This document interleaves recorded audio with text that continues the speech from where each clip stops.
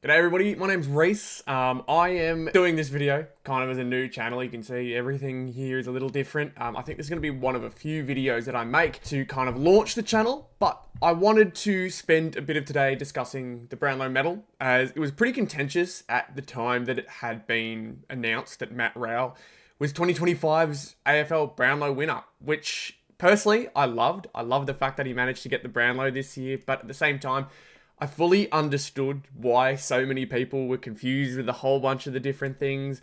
And there's a few things I want to go through when talking about the Brownlow Medal. So I kind of want to emphasize, just beginning with this conversation, that this is an argument that I'm basing a lot of personal preference, because I understand that some people have different opinions as to whether they should be given more data and analytics and statistics to back up their opinions, or whether it should just purely be we give the idea and the decision given purely to the umpires and they can decide from there. But the reason I have my personal preference in a certain way is mainly based off of entertainment factor and the idea of it not being the exact same of the two other awards that we've already got. So we have the AFL Coaches Association votes, which often comes off of stats. They get a whole view of the ground too. It's a whole new perspective. And then on top of that, the Players Association, so who the players think while they're out there as well. So you always get different players here and there. So for example, the coaches,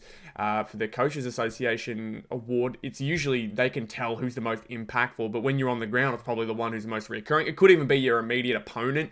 You may just come up against them and go, oh, these guys are so tough every single time I play them. But the Players Association has their own, the Coaches Association has their own as well. And so I think having the Brownlow system the way it is the way it should be going forward. I have noticed online and in previous attempts, at least it was noted, it wasn't 100% confirmed or anything like that, but the umpires had attempted, is the word. They had attempted to try and get the AFL to allow them to view the statistics after the game, just so they can get a better idea as to whether the votes or whether the decision they've made is based in a bit of accuracy. And while I like that, and I have become more open to the idea of like letting statistics get involved with the AFL umpires' decisions, there's a part of me that really likes the idea of it being purely an umpire perspective that decides the Brownlow Medal. And it creates these moments where Matt Rowell polls 39 votes.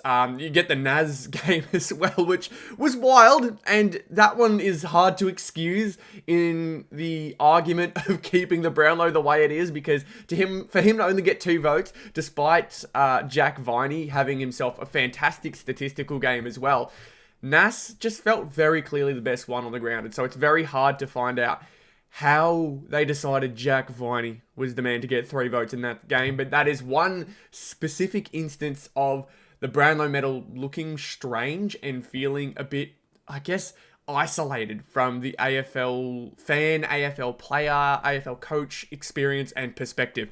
But I think that's why it makes it so unique, and I really believe that providing evidence, I think, is the way that a lot of people describe the statistics being involved into the decision. It gives them evidence to support their decisions on the field and support their votes at the final result. But I really do believe that that could also, one, ruin the entertainment value of it, because it could just be the favourite and the most expected every single time wins it. And, you know, there's a bit of fairness versus entertainment that you want to value up. I kind of value the entertainment for the Brownlow Medal because they have made such a big deal out of it. If the expected player won it every single time, the whole moment, sure, it's big, but it's not exciting.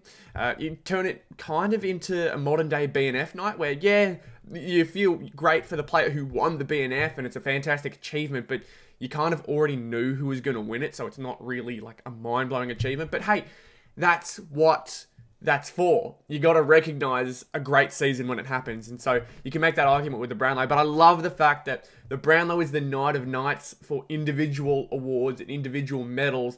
So why not make it fun? Why not make it entertaining? And I think the way they've got it at the moment, while flawed in its own way, creates a system that just makes it so much more entertaining to watch as a spectator, to be involved in, I'd imagine, as a player.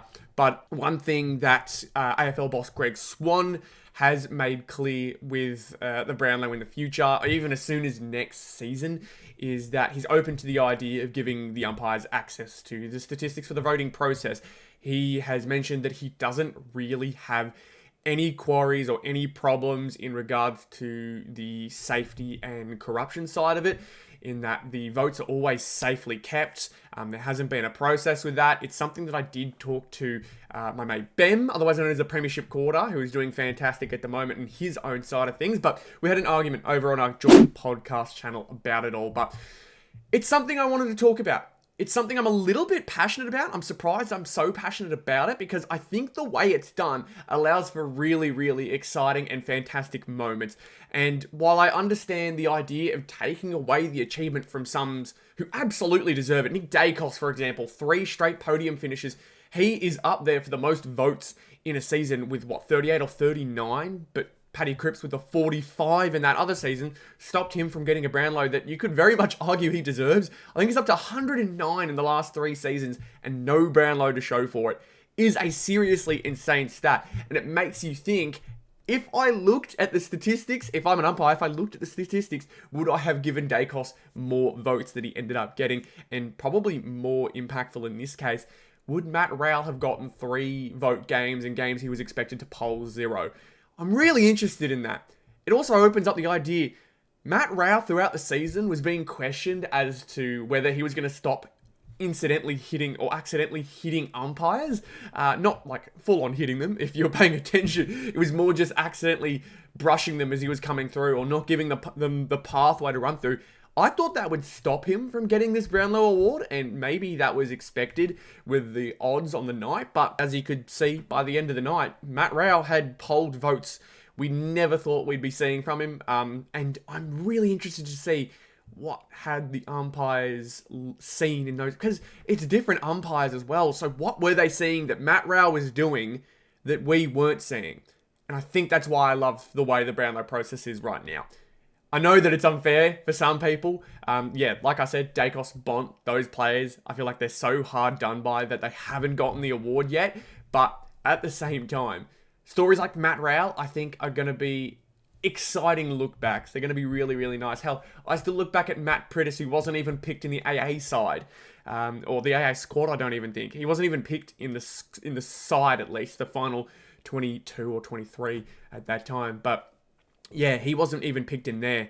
So him getting the Brownlow was a massive surprise, big story, and changed his legacy a little bit. So really, really cool, that one. Matt Rowell's going to be a nice story to look back on in the future, but that is just a little bit of my thinking. Again, check out the most recent episode of Zero Access Footy if you want to go ahead and see more of that. It would be nice to see you over there. I'm kind of doing this channel and doing this personal channel to improve the discussion that I have with him on that channel and improve my general AFL knowledge. I'm going to be putting a lot more research into these topics, but this was a more personal preference with a little bit of reporting and analysis backed up with it. So hopefully you guys enjoyed this one. It's going to be one of many that you see to start off on this channel, but I appreciate you guys for just watching along. Appreciate it. Cheers.